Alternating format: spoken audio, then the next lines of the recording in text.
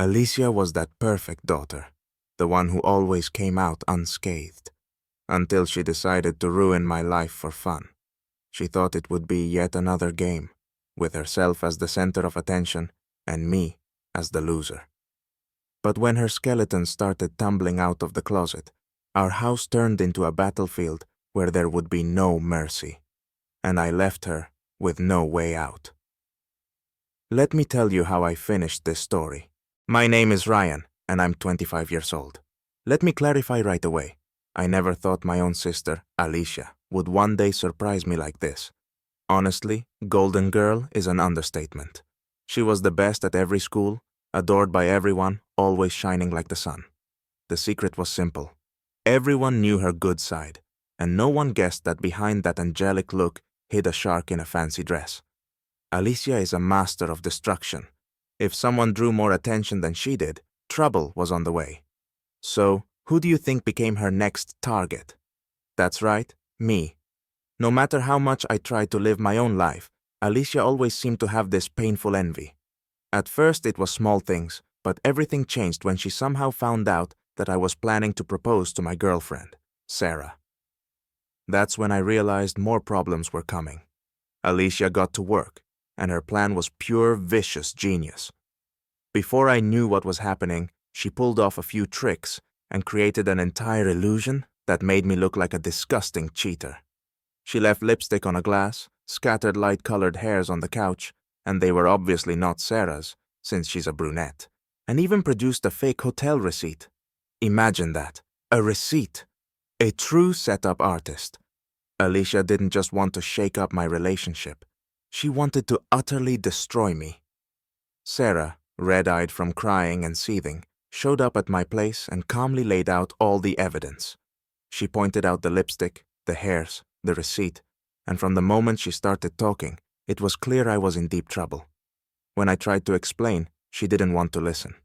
And guess who was there to support her? Alicia, of course. She stoked the fire, claiming she just wanted to help, and her face made it clear she was savoring every moment. Sarah was too devastated to believe me and left, slamming the door. Alicia just stood there, smirking as if she'd won a gold medal in treachery. But it didn't stop there.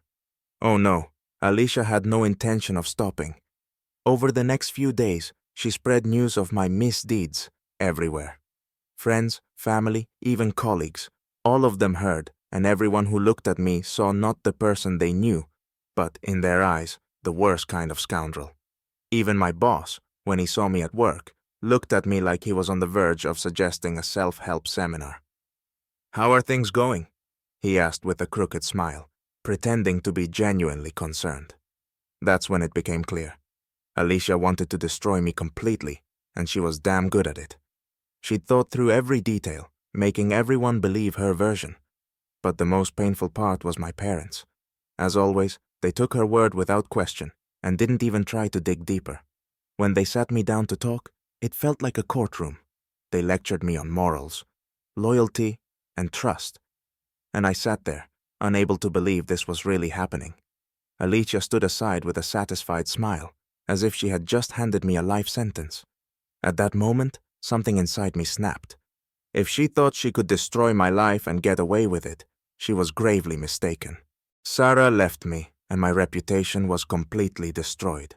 Thanks to my dear sister. You'd think I could just lay low and try to forget it all, but no. If Alicia wanted to start a war, well, she found the one person who knew how to fight back. Only one thought circled in my mind. I would end this game and prove that the Golden Girl was, to put it mildly, just a mask. So, what to do? A few phone calls, a few questions, and soon I stumbled upon information that Alicia definitely didn't want anyone to know.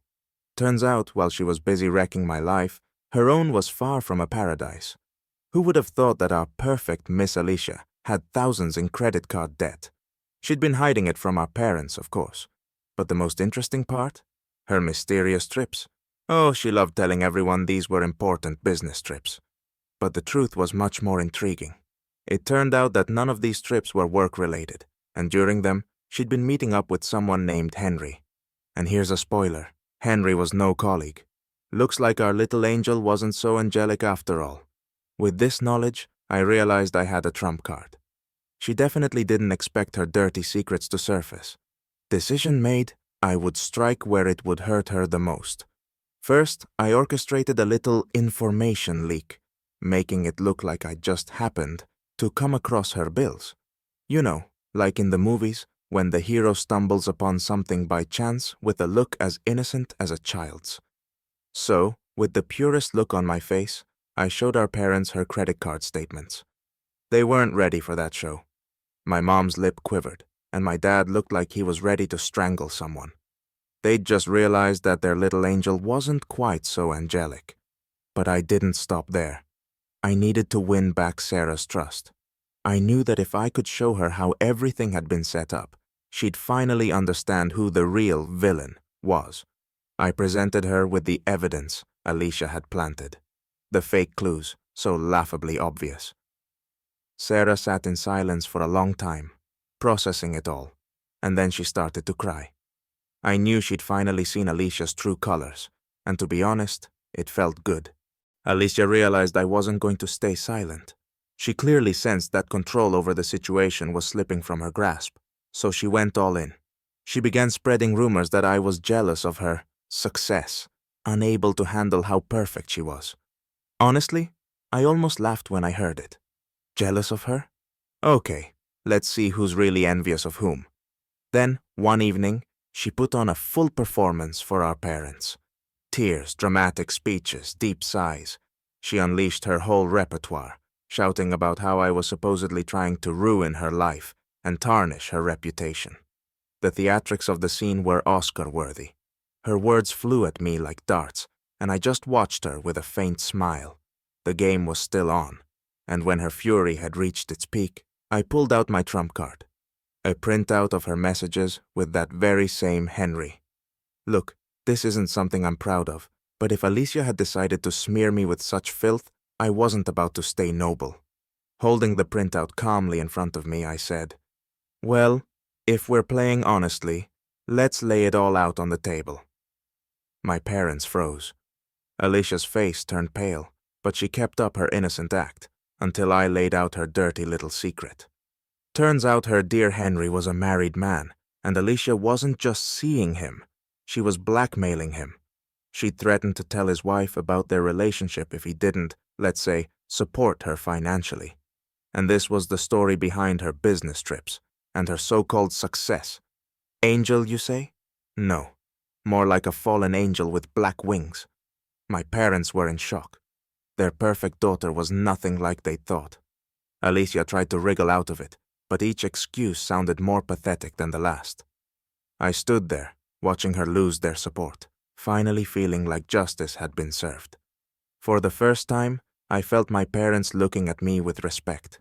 I knew, of course, that Alicia wouldn't give up easily.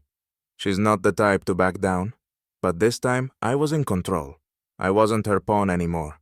Now she was alone, and her situation was, to put it mildly, precarious. When all her lies came to light, Alicia was, to put it mildly, furious. In her eyes flickered a raw rage, like a wild animal cornered. She probably thought she'd be able to wriggle out of it somehow, that her favorite "it wasn't me, it's not my fault" line would work one more time. But this time, she'd miscalculated. The golden girl, who always avoided consequences, was finally about to face what it meant to be held accountable for her actions. In a last desperate attempt, she tried once more to play the pity card. She was nearly in tears, standing before our parents and playing the role of the saintly victim who had been slandered. She mumbled something about a misunderstanding, that it was all just a misinterpretation. At another time, I might have even pitied her, but not this time. I knew her time was up. My parents listened to her like she was speaking to them through glass. They didn't react to her confessions at all. For the first time, they were seeing her as she really was. I think that was the moment their eyes finally opened to the true nature of their golden girl. And then they did the unthinkable. They turned their backs on her. Alicia, the one who had always found ways to manipulate, to wriggle out of trouble, to use others for her own gain, was now left completely on her own. Once it was all out in the open, she became an outcast in our family. Friends turned away, and our family shut her out. Everything she had spent so long controlling had collapsed. The last time we crossed paths, she shot me a look full of pure hatred. If looks could kill, I wouldn't be here telling you this. But you know what?